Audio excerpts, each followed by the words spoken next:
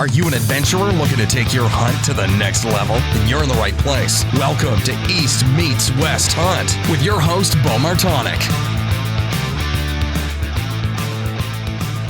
Hey everyone, welcome back to another episode of the East Meets West Hunt podcast presented by onX.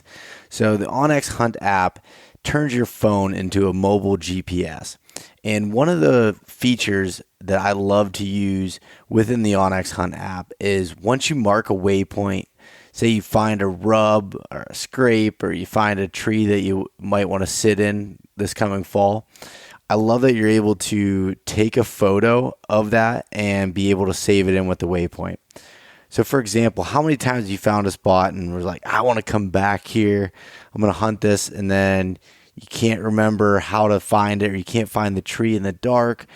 So when you take a photo of these things, then it's able to refresh your memory.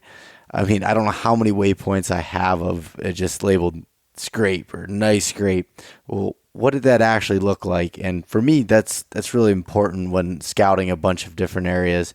So being able to stay organized and do that within the onX Hunt app is a big deal. So if you want to head over to onxmaps.com and use the coupon code EMW, that'll save yourself 20% off of the premium and elite memberships. Also, Elk 101. So Corey Jacobson and Elk 101 have come out with the University of Elk Hunting online course. And a membership to the University of Elk Hunting online course provides you with immediate access to the most comprehensive and complete resource for increasing your elk hunting knowledge, confidence, and, well, hopefully success. In addition to have all the access to the entire course for 1 year, you also have access to the UEH mobile app, which puts all the content that's in that online course right in the palm of your hand, anytime, anywhere, with or without internet or cellular connection. So that's really cool to be able to access that just like you can your onX app.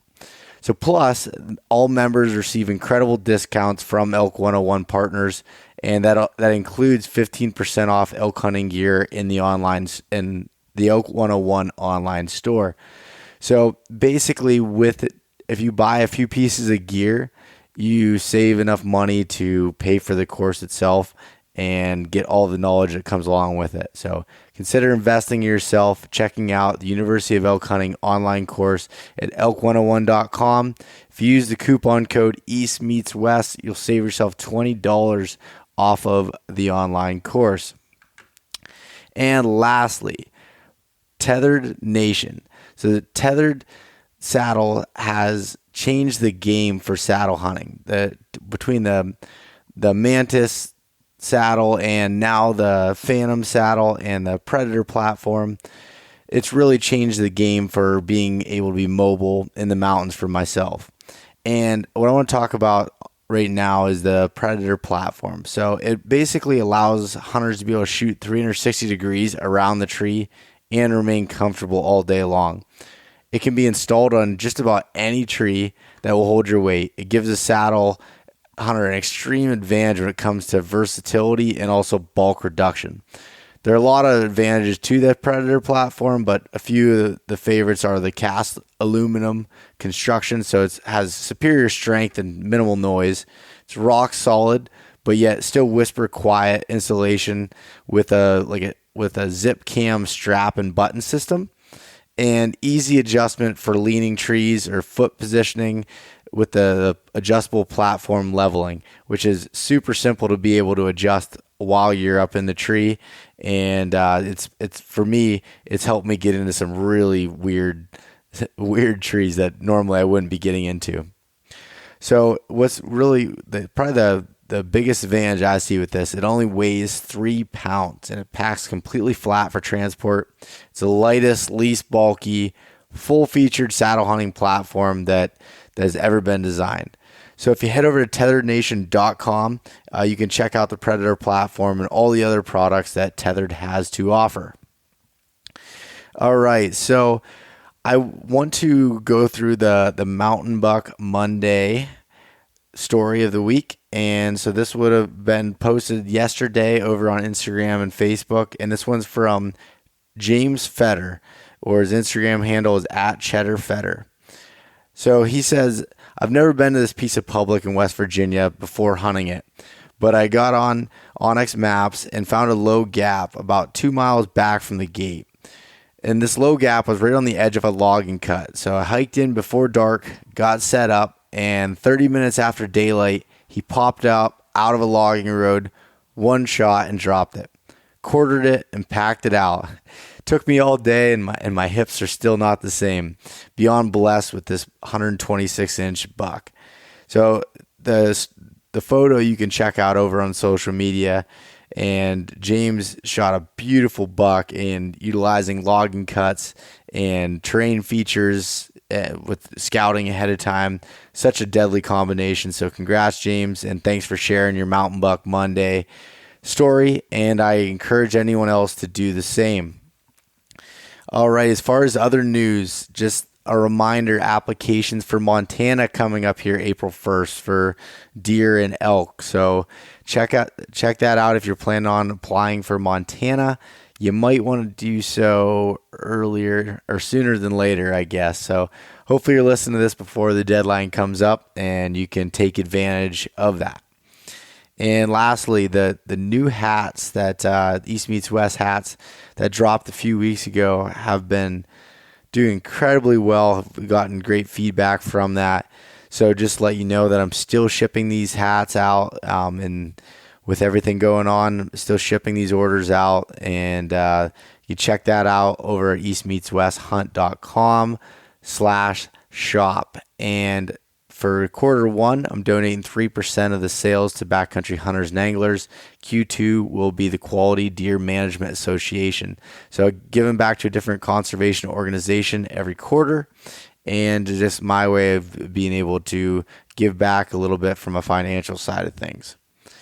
So on today's podcast, I have Justin Mueller coming on, and Justin and I had a recent scouting trip where he came to Pennsylvania, in the middle of nowhere, to do some filming for a bunch of different things. But the first thing is for a 4-part scouting series and video series, and then also a bigger project, which is going to be a mountain buck film that will be filmed this November here for 7 or 8 days hunting the rut. And I'm really, really excited for that. And also there'll be even a bigger project that comes beyond that. So really pumped for it. It's the year of the mountain buck. And I hope everyone is staying safe, and we'll get through the times that are going on right now. We always do.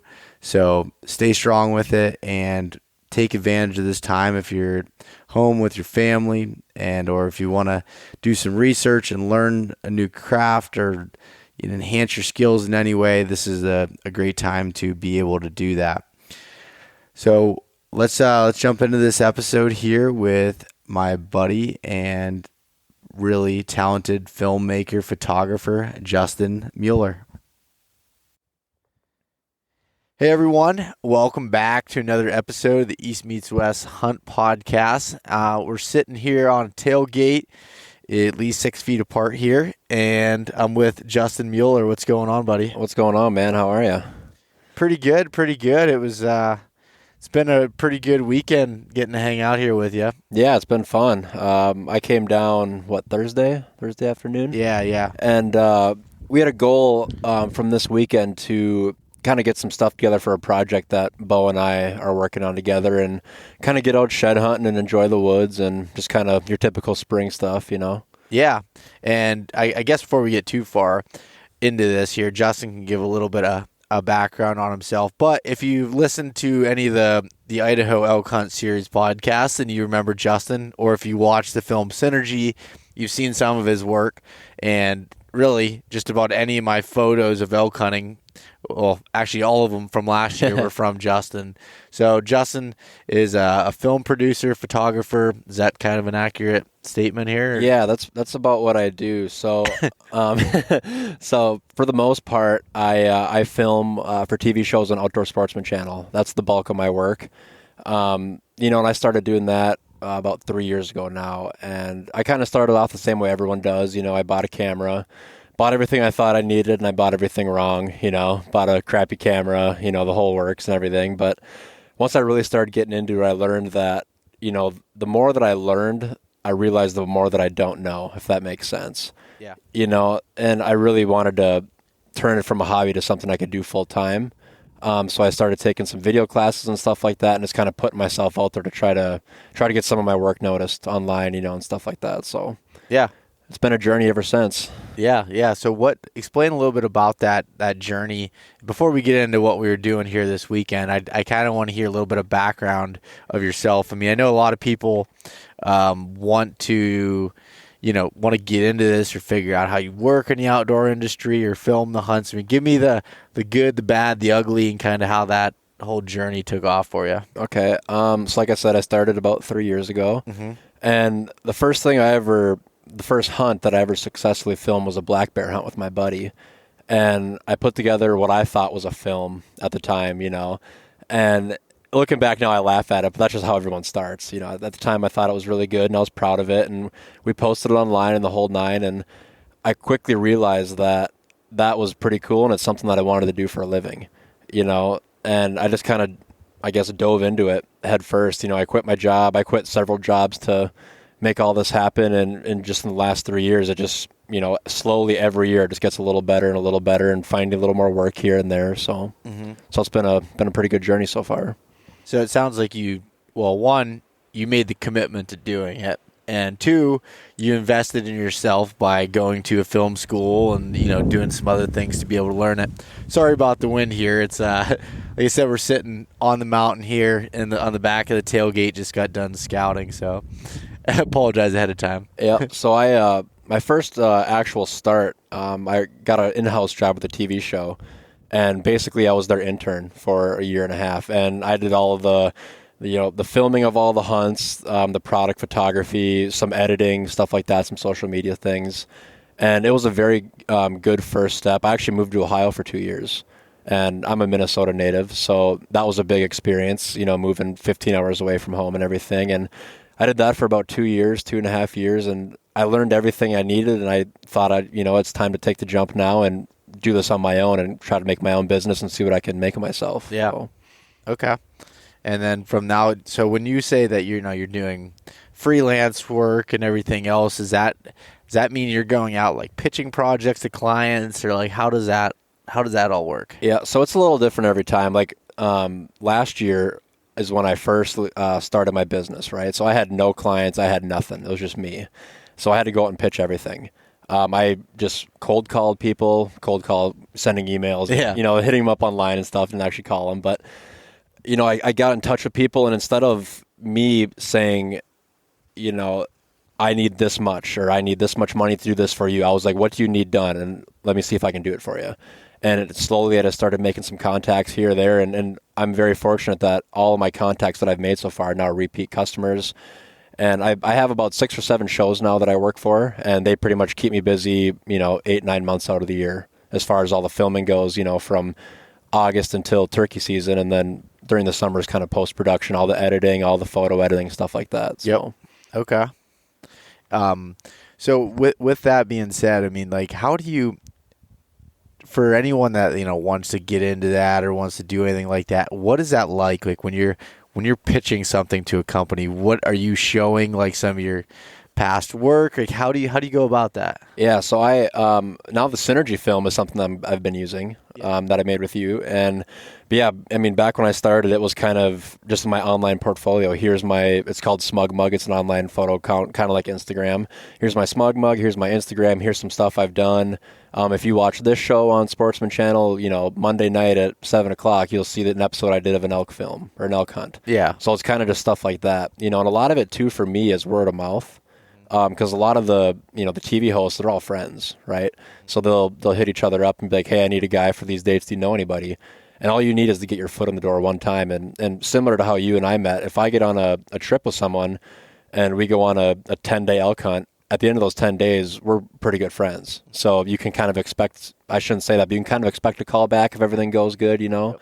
because there's a lot of guys who just they just don't get along with each other just naturally. So when you find people that you fit well with and they fit well with you, it just builds a good friendship and a good business relationship, and it kind of just it goes from there. So luckily I'm at a point now where I still do pitch a lot of projects, but I get a fair amount of work that just comes my way from those people too. Yeah. No, that's cool, and I think that comes down to being a personable person and being able to be a likable person, I guess, to be around, because otherwise, if you were just, I don't know, if you were just kind of an asshole about it and just, we're just there to show up and film and that was it, you probably wouldn't get a call back. When you're hunting on those trips, like you spent 14, 15 days with us, in Idaho, we didn't know each other going into it. Yep. If we didn't get along or there was some sort of a weird vibe, it would have been kind of miserable. Yeah, I don't think I'd be out here right now. No, I definitely would not have invited you back, that's for sure. I appreciate it. Yeah, but no, I mean, it's the truth. At the end of the day, everyone loves to hunt, right? Yeah, we're making TV shows, we're making films, doing product photography, but we're hunting. Yeah. And if you don't get along with the person that you're spending the time in the outdoors with, you're not going to have fun. Yep. So that's a big part of my job, is just making sure that everyone gets along well and things flow good, and then the work comes after that. Yeah. And when we did this film, the Synergy film and everything, I'd been filmed before, but not on I wasn't ever the focus of a hunt or doing anything like that. So it was new to me, and it was nice that the way that you filmed and stuff didn't make it feel like it was the spotlight's on you or it's like high pressure, it was just a part of it. You were just, kind of a fly on the wall for a lot of it and helped to go through it. And I don't know if that's that way for everything, but I know I appreciated it and made it easier to be able to work with. That's for sure. Yeah, for sure. And that's a big part of it too. If people feel uncomfortable on camera, they look uncomfortable, if that makes sense. So if you get someone who's just naturally kind of an outgoing person who doesn't really necessarily care what they look like on camera, everything just flows so much better, and they just feel so much more natural in front of the camera. Yeah, I mean, I care what I look like on the camera. Yeah, no, you did a good job. You did a good job. Yeah, it was. But that film project was awesome. It was a lot of fun to be able to do that, and when I appreciate good work and people that take pride in that, and now I think I'd have a problem doing anything less, because that film turned out so awesome, and just like the cinematic, I love cinematic films. I love that kind of stuff that's in the hunting industry, and I think you did really well with that, and enjoy your style with it. Was there something that influenced you to want to do those type of films versus like a traditional, I hate to say it that way, but like a traditional hunting TV show would be? Yeah, like every TV show you've watched in like 2000 to 2005, that kind of style of filming. Yep. I just, every hunt, everything you do, there's a story to be told. Even if you're just in your backyard hunting, maybe you have history with a buck or something, there's always a story to be told. And that's what drives me to try to do my best when I'm out here, because, yeah, if you just film a hunt and shoot a big deer, that's great. Good for you. That's awesome. But there's always a little more. And that's and there's a lot of photographers, videographers who kind of strive off that same mentality. But there's just always something to be told. And if you can capture that through the lens and tell it in a way that, influences people to get out and try elk hunting or get out and maybe hunt a certain way, that's kind of my main goal. Okay. Was there anybody or any people that influenced you to that you looked up to during this or even mentors or anything like that helped you? Yeah, definitely. So my first internship and job was with a company called Become One. I think you know those guys. Yep. They have a TV show on Sportsman Channel, and their show is very cinematic. It's very well put together. It's a great show. And they're not the kind of guys who they don't make their career off shooting all these giant deer that's kind of a gimme hunt on somewhere over a pile of bait or something like that. Like, they're going out and they're grinding it out, and they're hunting just like everyone else is, and on top of that, they're doing a very cinematic show. And I always appreciate the hard work that went into that. And I could see the fire in their eyes when we'd put something good together, and that's just kind of the way I was taught. Yeah. So I'm very thankful that was their style, because today, if I had been with someone else, I'd be interested to know if I'd be doing things a lot different or not. Yeah. Yeah, that's yeah. Tom and Nick do an excellent job in their film school and everything else. Yep. That's great, and their style is great, and I'm glad that they helped I guess, curve you a little bit there because a lot of that, it. Yeah. That's for me. I love that style of film. I remember I guess the first like hunting films I ever saw like that were Donnie Vincent Yep, type absolutely. films, and then some of my buddies with Wild at Heart did the first whitetail film I ever saw like that with Pursuing the Allegheny, and I was just like this is awesome. Like this is the kind of stuff I want to watch. I want to be a part of that. If I'm doing films, that's what I want to do. Yep, makes sense. And I think people appreciate that level of quality as well. Your viewers. I hope so. I mean, yeah, you're not cheap. Oh yeah, I'm just kidding. Something like that, right? But no, so what's cool is, Justin, you're here. You're here with me this weekend, and you came to basically do some filming of some scouting. We're working on some projects for OnX. I'm gonna be releasing some videos, scouting videos on YouTube, and actually that was probably one of the most like requested things. All the stuff that I do talking to people about mountain bucks is definitely the most popular thing. I mean, that's what I grew up doing, so maybe that's I'm more confident talking about that stuff. Whatever it may be, that is the number one thing, and that's some of the questions I was getting. It literally surrounds around, you need to do videos on this, or you need to do some. Yep. And I'm like, that would be pretty cool to do that. So pitched the idea to Justin and OnX. So worked on a project to do that, and it's gonna be a 4-part video series that I'll release on my YouTube channel, which is gonna be cool.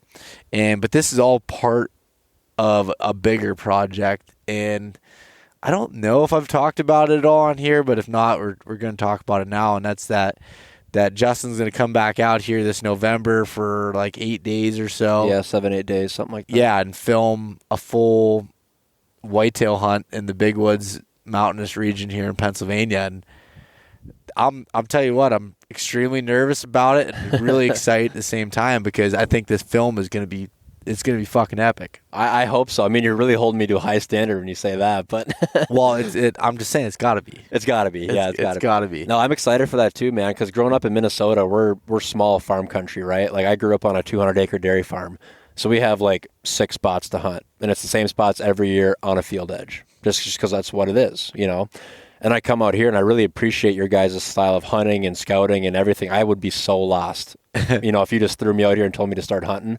I wouldn't even know where to start. So this film is kind of cool for me, because as I'm, going around filming Beau, I'm also kind of learning how he hunts. And I think that for this film we're doing in November, that it should be a pretty good time. Yeah, it's going to be really cool. I really hope that some of these areas that we scouted this weekend and everything and did some of these projects are areas that I actually kill a buck in, that it lines up, that'd be cool. The story be told how I expected it, because we all know that, at least I do this, every single setup I find or good spot, I envision how that's going to play out during the archery season. And I'm going to say probably 1.3% of the time it happens that way. But 1.3. Yeah, 1.3. That's science. So. Yeah. Something like that. Science, yeah. But it's cool to be able to capture that and try to. I'll tell you what, I got annoyed by myself just having to. I got annoyed by you too today. Yeah, shut up. Talking over and over again about these things and making sure, putting together videos like that are going to be, high quality scouting video. Trying not to leave anything out has been it's been difficult. It's been mentally exhausting. Yes, I am freaking broke down. You've had to sit here and listen to me. Yeah. The whole that time. was the worst part about it. I know. No, just sitting there watching you talk for hours and hours. I mean, I wish people could see the amount of work that actually goes into it compared to the final product, but yeah, you did a good job though. So, well, thank you. But think about it. We'll have I don't know what some of these videos, how long they'll be, but say 7 to 10 minutes on some of them. You see that, be like, wow, that was cool. You go through it. It's the amount of hours that go into one. You coming up with the creative side and the filming and figuring out how to make it all come together. Me coming out with the content and putting that into it, and second guessing myself. Did I cover everything? Am I missing something? Which is difficult. And then the harder part is now, okay, you have all this raw data, all this stuff that we just filmed, and like you go home and be like, I got to put this all together and try to remember how this went and all these things. And I think luckily this is something that you'll have a little bit of time to work on sooner than later, so it should be more fresh in your mind than like with some of these TV shows that you're not editing this stuff till months later. And sometimes I'm not even on the hunt. Some of my customers or clients, I'm just the editor. So they're just sending me a whole hard drive. Here was our 15 days in Montana. Go ahead and start at it. So I literally will spend an entire day, like literally a 10-hour day, just watching every single clip and picking out my favorites. Because sometimes they have, literally thousands of clips that I have to go through and try to organize them. And if they do a good job organizing them, it's nice. But some of the times they don't. So, yeah, I'm sure that's pretty wild. Mm-hmm. But this project I think is going to be pretty awesome. I'm more excited about than any other project from the standpoint of this is what I grew up doing. This is the style of hunting I've always done, and I've never seen anybody put that to a film besides, like you said, my buddy Jameson and Kelly did one with Wild at Heart. But other than that, I've never seen a big woods buck film, and I think this is just going to be really cool. It's going to be a fun week, that's for sure. It's gonna be difficult. Like that's the part that worries me, because it's not a an if standpoint or an if and when. It's just like it's gonna be difficult. I've never been in a tree in these type of areas with someone filming. Extra movement. You have a whole bunch of extra stuff. Hopefully, because we're picking the rut, that the deer are a little bit have their minds focused on something else and we can get through it. But I hope so. It'll be interesting with you in the saddle too, because I've never filmed anybody in a saddle. So it's gonna be another thing we're gonna figure out on the first morning. That'll be interesting. Yeah, I'm trying to shoot. There's a buck coming over here, and I'm drawing back, and you're ducking. And I'm right in the way. Yeah, right in the way. And I'm swearing at you, and you're swearing at me, and same shit, different day. And we still hug and go home. Yep, so. Exactly. So I'm interested to hear of like your thought process and your experience from coming here for a weekend and seeing. I've taken you to a couple different areas. I've taken you to areas that's more like big woods, not as steep a terrain, more rolling, big clear cuts, thickets, things along those lines, and then coming to the steep, more mountainous country that you experience in a lot of the Appalachian region. What are your thoughts about this? It's different, I mean, because you told me you lived out here, obviously, and I thought, okay, he lives, near the mountains or something like that, but you are in the heart of them. Yeah. Like you're out there a little bit, and it's just it's so cool because where I grew up and even the spots out west you hunt. I mean, this is thick on these mountains and obviously the big woods, but it's thick in here, and there's not a lot of natural clearings or natural anythings for the most part from what I've seen. Yeah. So you get some of these spots that, they were out logging or cutting and everything, and that's the stuff you're hunting. And that's just super not traditional compared to what I grew up doing. We grew up hunting cornfields and bean fields, and that's just what it was. Yep. So it's been a learning lesson for me for sure. Yeah. No, I think I love getting to show people this, and it for me, it's so exciting because it's miles and miles of unbroken timber. Yep. But once you start, breaking that down, and you look at the terrain, and then you look at the vegetation, and you're looking for these edges, and we're looking at how can we combine these things together and pick, micro scout these areas and then go in and check them out. And it's been I almost feel like it's been a little bit of a teaching lesson or something for you, not intentionally or anything, but no, that's not. You know what I mean? Like, just because you've never been to an area like this, and you've heard me rehearse things, screw up, and do this 1,000 times, and just getting to kind of get the boots on the ground and see it versus what we're doing scouting with Onyx and the web map and everything else. But I think it's gonna be pretty cool to want to see that project. I'm pumped to get you to sit in a tree and hunt with me for a while, especially when you're like, you sure this is a good spot? We haven't seen a deer in 2 days. I'm like, just wait. They're coming. Wait. They're coming. Yep. They're coming. They're coming. No, it's going to be a learning lesson. I don't think I know I've never whitetail hunted anything of this caliber. And it's just kind of humbling, you think you kind of have your stuff figured out when it comes to hunting, Then you come out here and it's just a completely different ballgame. I can see the guys who are out here who are successful on a consistent basis, they work their ass off to be successful. It's not just coming naturally to them. Yeah. Yeah, that's for sure. And, it's one of those things, like, it takes a little bit. For me, I think I like it so much, not just from the way I grew up doing it, but I appreciate it more that I started going out west and I start seeing some of the common trends with, the adventure hunting of the West it's, in the Appalachian region here. There's a lot of, mixtures. You can hunt whitetails, but kind of in a way it's a little bit different. Yeah, to me, it's a lot of bit different. Yeah. And even most of the Midwest hunts, you go down to Nebraska, Kansas, Kentucky, wherever, you're not hunting anything like this. It's all flat and there's fields, and everyone who hunts whitetails knows you sit by the field. Yeah. So. Yeah. I'd say, during this weekend, we did some scouting and some different things, found some great spots, found some new spots, even though that I hadn't been to before. And I'm feeling really confident about this year's plan and seeing what can happen, I guess.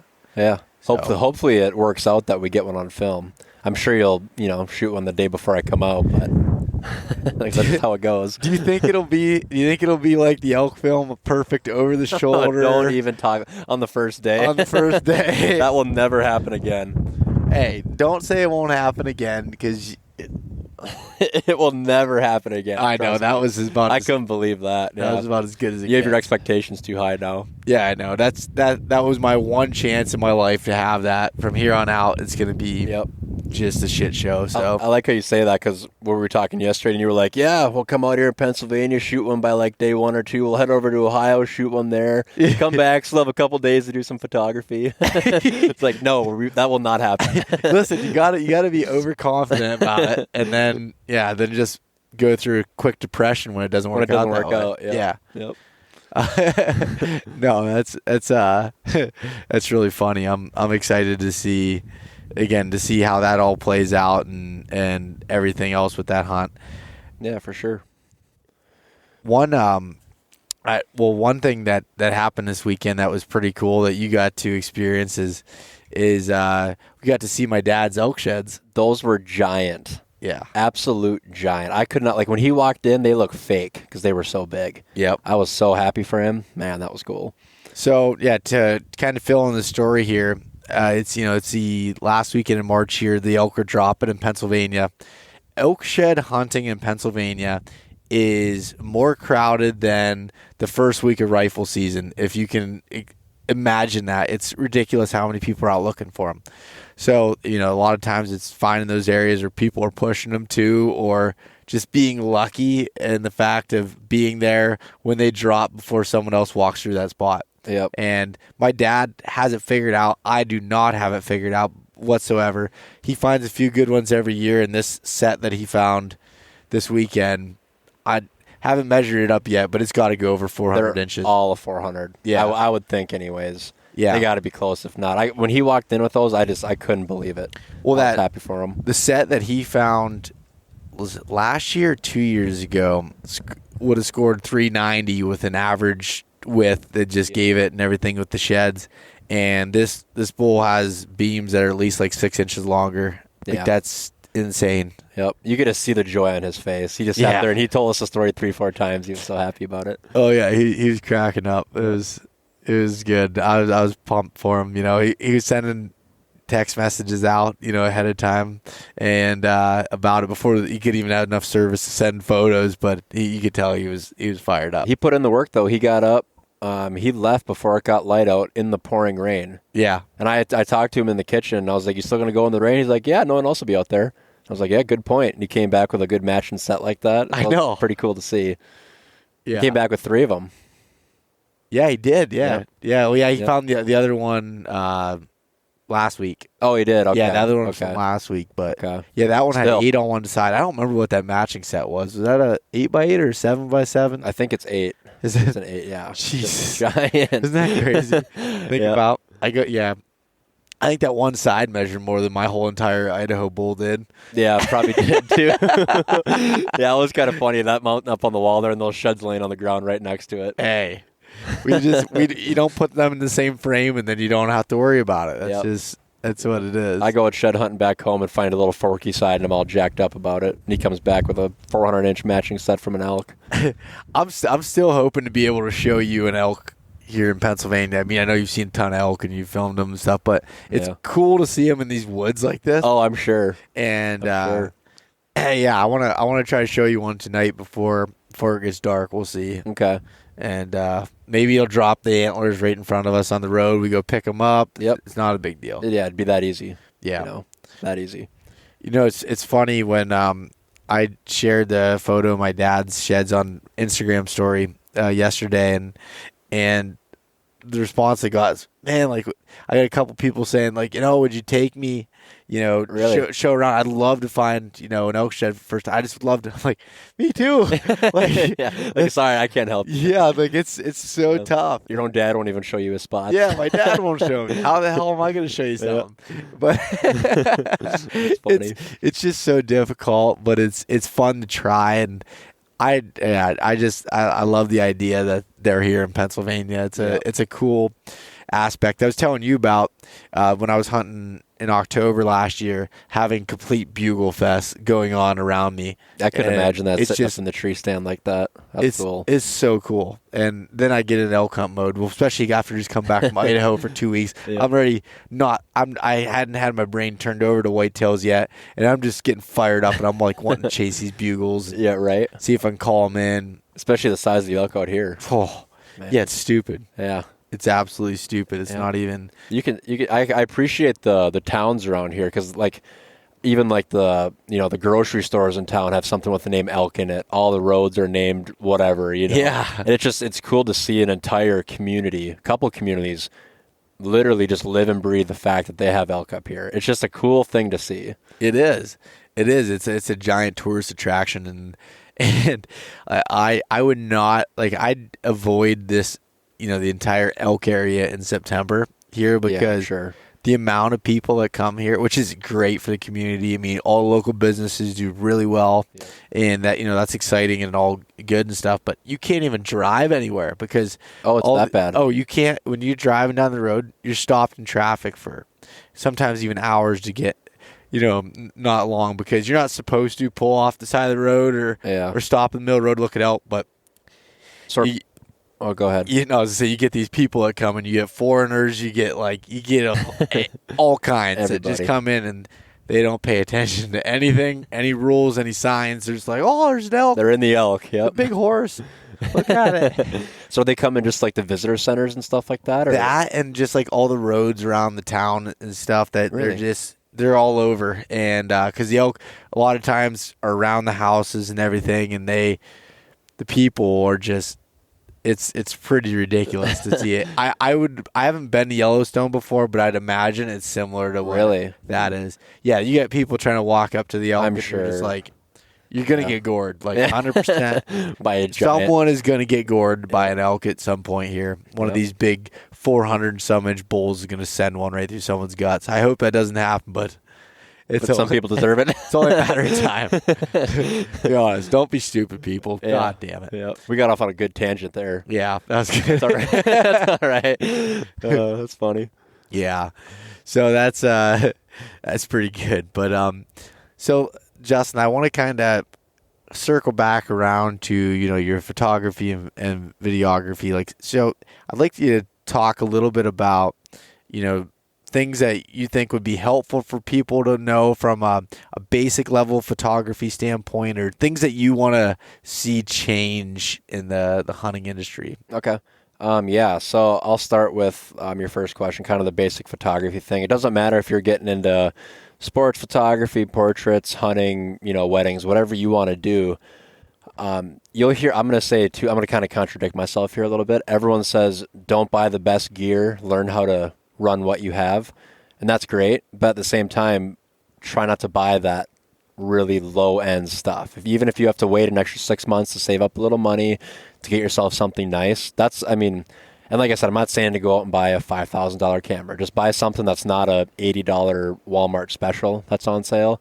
Get something nice so you can change lenses around, and then the big part is learn how to use it. Yep. Because I see tons of people who are taking pictures equally as good as people with cameras that are double the budget. And a lot of it too, it's unfortunate this day and age. A big question I get when I'm pitching projects is, what kind of camera gear do you have? Because people want to know, and that's why I say that. Obviously, I'd rather see people get into it right away, get into it early, and start going and learn. But if you can wait an extra couple months and save up a few extra $100, it's worth your time, because it's electronics. You really do get what you pay for. Yep. But a big part of that is learning what your gear is and all your capabilities with it and stuff like that. So, but there's a huge need for, every industry needs photography, advertising, product photography, everything. It's a good business to get into. It's just tough to start. But once you can get yourself established, get a couple clients, it's a super rewarding job. Especially with like online marketing. A lot more things are being sold online versus retail. Yeah. And how do you sell things online? It's marketing. Yeah. And what is marketing? Photos and videos. There you said it. Yep. It's that. That's kind of what it comes down to, and I'm just in the hunting world, but there's people who are, doing weddings, doing just strictly product photography, anything, and they're making a very good life for themselves. Much better pay than I'm getting. I'll tell you that right now. Yeah.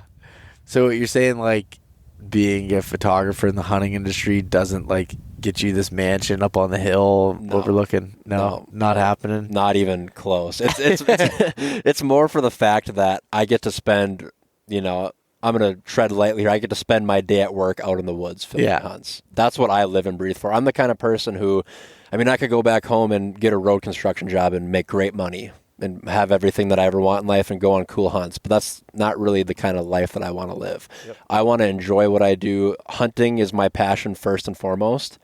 When I actually first got into photography, I kind of sat down one day and I was like, I need to find a way to get paid to be around people who are hunting. What's that going to look like?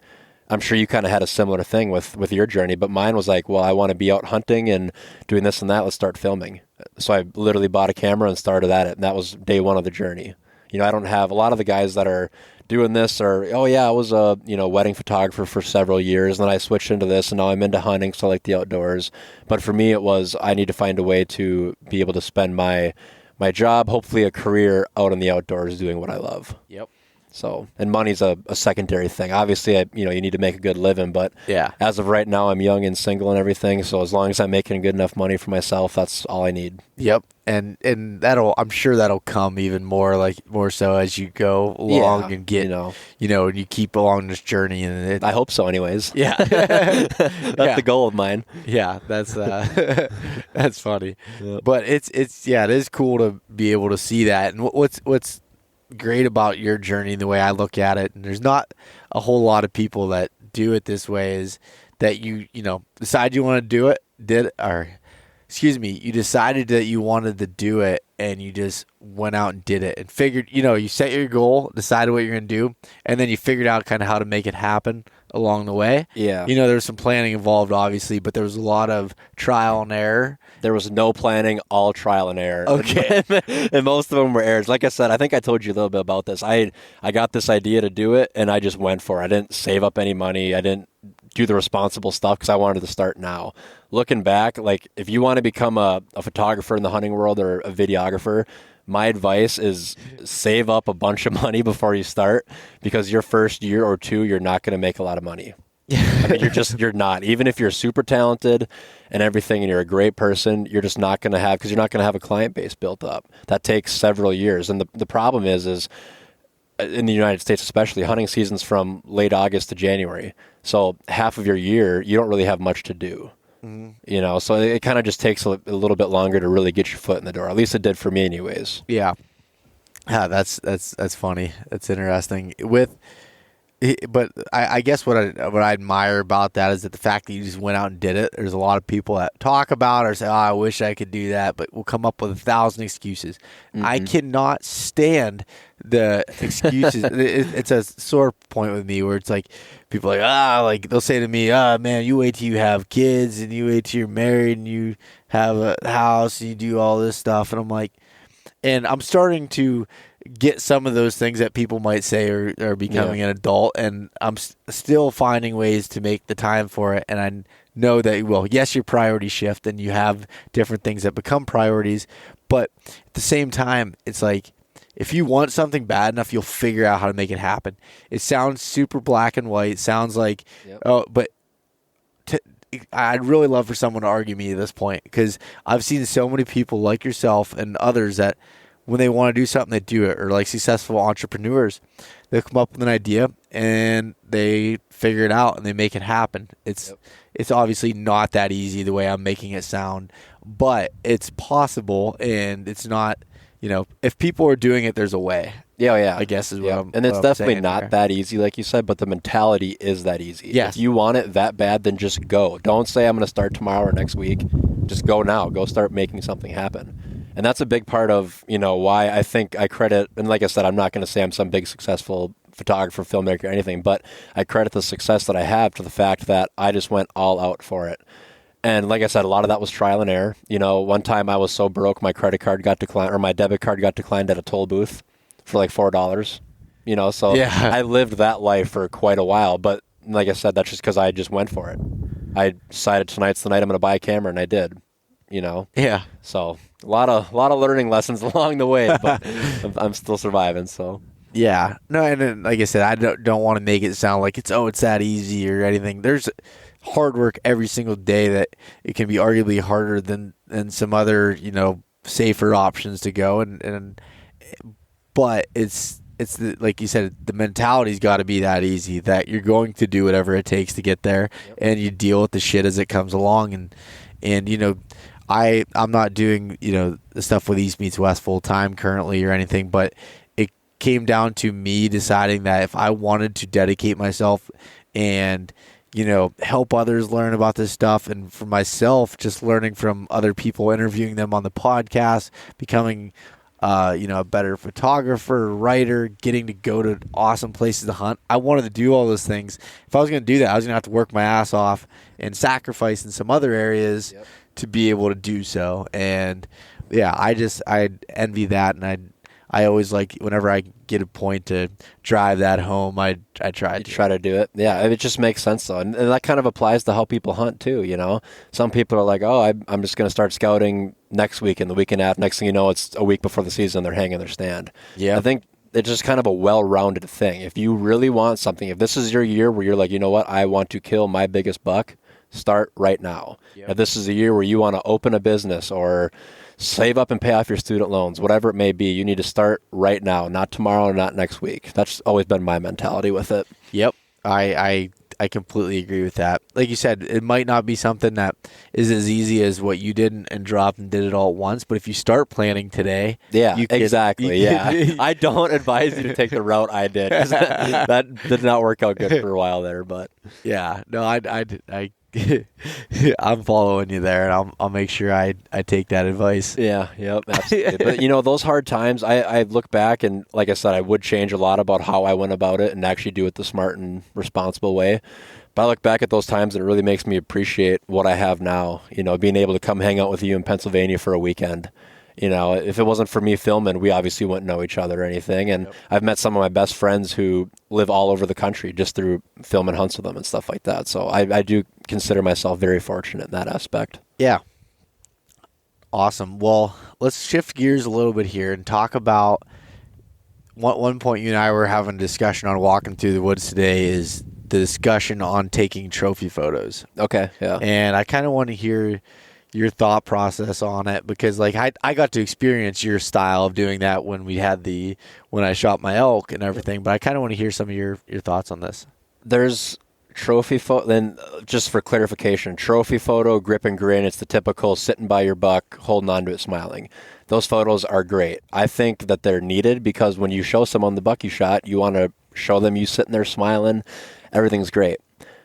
The problem that I have, or I guess the suggestion more or less, is there blood all over it? Is the tongue hanging out? Is your buddy holding the beer in the background? Just stuff like that. I like to, I think we should all get together and dress it up, because the way I try to look at it is when one hunter shows another hunter a picture that isn't, very appealing to the eye, it doesn't make a difference because we're all hunters. It's when people who are non-hunters are kind of on the fence about it, they see these photos and there's blood all over, there's a tongue hanging out. It just kind of portrays us in a negative way. And that's why I think trophy hunting has such a bad rap, for obvious reasons, because that's what everyone thinks we're doing. Yep. People who don't hunt don't understand that, it doesn't need to be a giant buck to be a trophy. Everything's a trophy to whoever, the eyes of the beholder, I guess.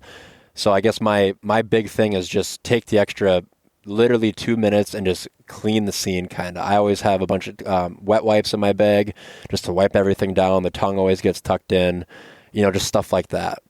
So that's kind of the angle that I'm going with. Yeah, and one thing you said to me when we were talking to in the woods is like, and to do this, you don't need to have the best camera out there. You can do that with your iPhone, or you can do that with anything else. It's just taking those extra steps there to clean it up a little bit. This day and age, iPhones take incredible photos. It kills me to say that, and I hope you guys don't all go out and buy expensive cameras since it put me out of business, Yeah. But no, you don't need a $5,000, even a $2,000 setup. You don't even need a camera. You just need a phone. Yeah. Just, it's when you're taking the picture, if you look at something and it catches your eye and you're like, that doesn't look the best, take the extra second and fix it. Because I think if everyone started doing that, I think our sport as a whole would just look that much more professional. Maybe that's a bad term, professional, but if all of our photos, our grip and grins were just really nicely portrayed, and we all showed that we respect the animal and it wasn't a bunch of blood all around and, guts hanging out or whatever, I think that would just make all of us as a whole look a little bit better. Yeah, and it's in the, some of the I guess the arguments I hear back to that is, well, we shouldn't have to apologize for that. I already respect the animal. I do. And I believe that just about all hunters do respect the animal. Most of them do. Yep. And even the ones that don't take the best trophy photos. But what I would say to those type of people are, think about the ones that might see that, especially if you're sharing it on social media. If you're sending it to your buddies or whatever,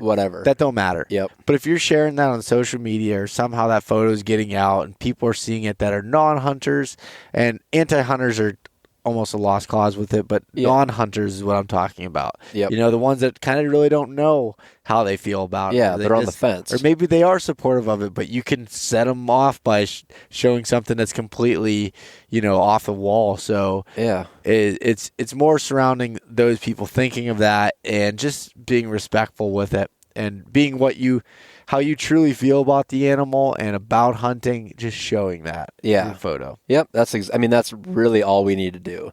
And like you said, I'm not talking about the people who already hate hunting because good photos aren't going to swing them. I'm talking about, all the people who are okay with hunting. Maybe they are, maybe they aren't. And when they look at a photo, I don't want them to say, oh, that looks bad. You want them to say, oh, that's a good picture. He has a deer that he harvested and everything, but that's not the point. The point is that he took the extra 2 minutes, he or she took the extra 2 minutes to dress it all up, make it look nice, show the respect to the animal, and everything like that. Gotcha. Yeah, that makes complete sense. Yeah. Well, I hope that for this fall, I don't have to worry about that because you can help me. Hopefully, yeah. Hopefully that'll make that nice and simple. Yep. Yeah. I'm sure you were pretty sick of the trophy photos of your elk. We did that for a long time. It was all worth it. Having all those photos is awesome. Yeah. Yep. I took probably 800 photos, and I think I chose like 25 that I actually like. That actually made the cut. Yeah, it was a lot of photos taken, that's for sure. Yep. But hey, it was a big moment, and I'd do it for a whitetail too. Oh, hopefully we have that problem. Yeah, hopefully you're taking too many photos and I'm bitching at you about. All right, can we stop this now? That's going to be the whole weekend. After we shoot one here, then head over to Ohio and the whole night. And after we get done there, we might as well go to New York. Yeah, we may as well. Keep it going. The triangle done.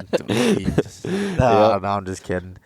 But yeah, I'm really looking forward to that, man. Looking forward to getting to hunt together again this fall. And wish I could figure out a way to get you to go to Alaska with me caribou hunting, but just not in the cards. It's not in the budget right now. We haven't even talked about that. You broke the bad news to me over the podcast. What? That I wasn't coming to Alaska. Well, I mean, unless something changes and I can find a way to fund it. I know, I'm giving you shit.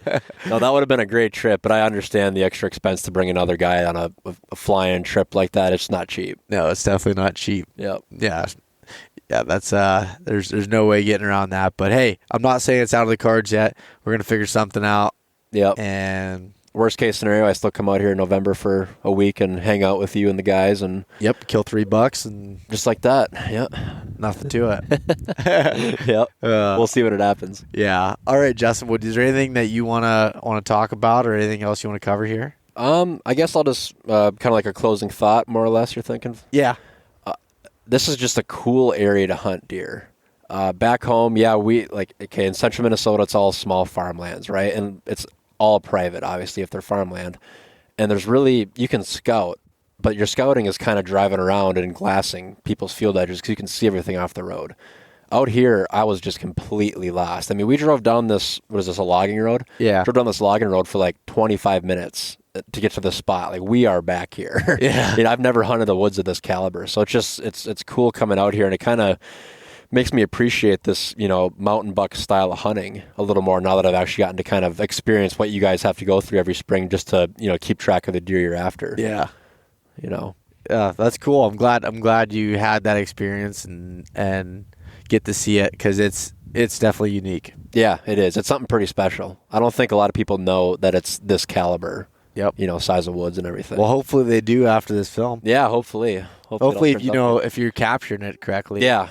I'm going to show all your spots, all your good spots, all your tree stands, put them all in the film. When we start editing these scouting videos, I'm going to go through with a fine-tooth comb looking for things that can somehow stand out. Yep. People pick areas out. We're probably going to make some people mad already because a lot of the points that I used on Onyx were, like when I'm doing the aerial scouting, were hypothetical areas that are probably someone's hunting spot. Probably. But you want to talk about a good service. You buy something online to learn how to scout, and it's your own place you're hunting. Teach you how to scout their own trails you're hunting. I mean, what more can you ask for? Exactly, man.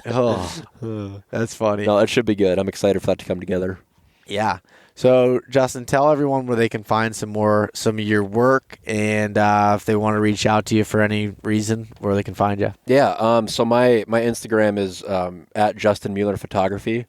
If you look at Beau's social media, find one of his elk pictures. I think he has me tagged in all of them. You can just click there.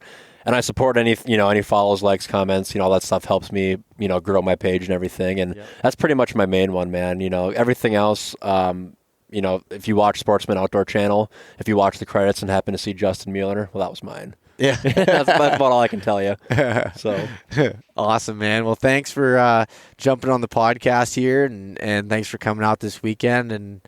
And now you get to head back to Minnesota for a long drive tomorrow. Yep, 19 hours.